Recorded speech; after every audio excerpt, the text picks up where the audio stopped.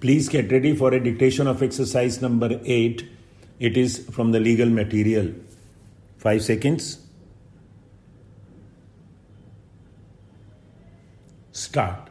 In a suit for partition filed by the petitioner being CS number 189/2009, the parties arrived at a family settlement through mediation cell, and the family settlement was duly signed by the parties. The parties made an application under Order 23, Rule 3, CPC to the court for passing decree in terms of the family settlement. The court-wide order dated 17th April 2009 decreed the suit in terms of the family settlement. There was one sentence in the final order that the parties shall remain bound by the terms of settlement.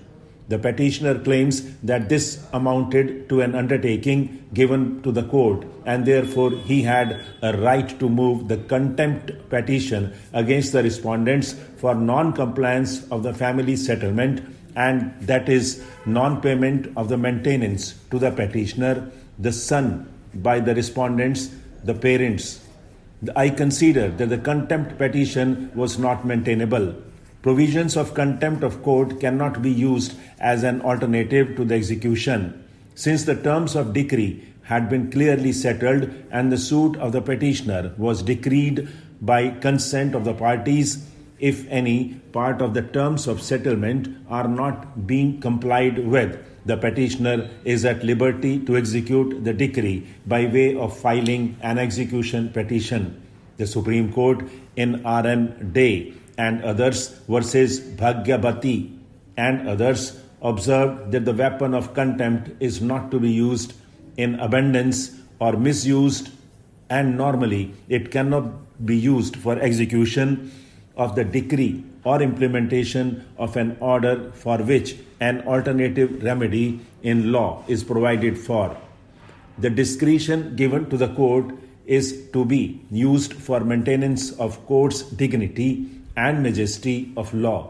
An aggrieved party has no right to insist that court should exercise such jurisdiction, as contempt is between a condemner and the court.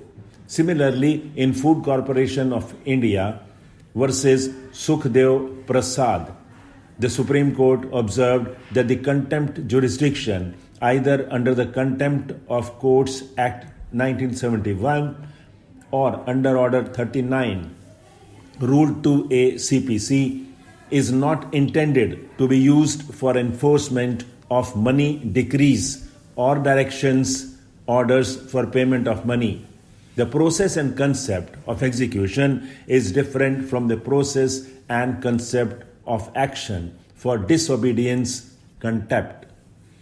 The petitioner relied on Rama Narang versus Ramesh Narang and others, wherein Supreme Court observed that merely because an order or decree is executable would not take away the court's jurisdiction to deal with a matter under the Act, provided the court is satisfied that the violation of the order or decree is such that if proved it would warrant punishment under Section 13 of the Act on the ground that the condemner substantially interfered or tends substantially to interfere with the due course of justice. I consider that it is not a case where respondents could be stated to be substantially interfering or had been interfering with due course of justice.